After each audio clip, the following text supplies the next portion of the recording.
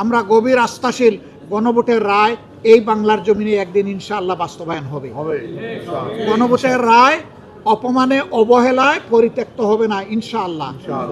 এরপরে আপনারা দেখেছেন এই রাষ্ট্রের রূপান্তর চায় জনগণ, বিশেষ করে আমাদের যুব সমাজ চায়, কিন্তু সেখানে রূপান্তরের জন্য যেই সমস্ত অর্ডিন্যান্স অন্তর্বর্তীকালীন সরকার জারি করেছিল, যেগুলা রূপান্তরের জন্য প্রয়োজন, বর্তমান সরকারি দল সবগুলো বাদ দিয়ে দিয়েছে।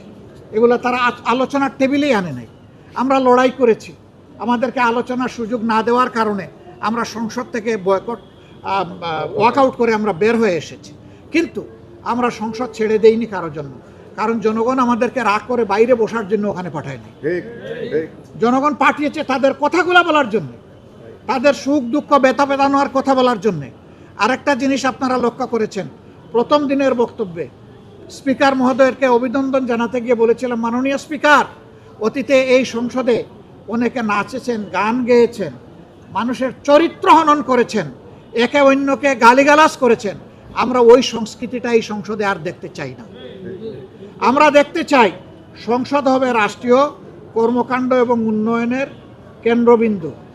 রাষ্ট্রের ভালো মন্দ নিয়ে এখানে আলোচনা হবে।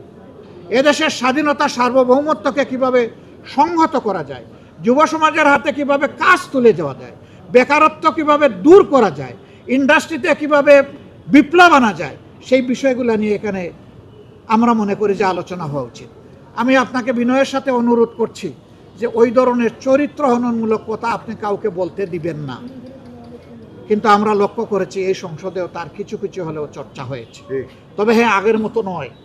এখানে আমরা আশাবাদী যে ইনশাল্লাহ এই নোংরা ধারাটা বন্ধ হবে। পবিত্র এই জাতীয় সংসদে প্রত্যেকটি মিনিটে জনগণের 1,76,000 টাকা খরচ হয় এই সংসদের পিছনে প্রতি মিনিটে। এটা তামসা করার জায়গা নয়।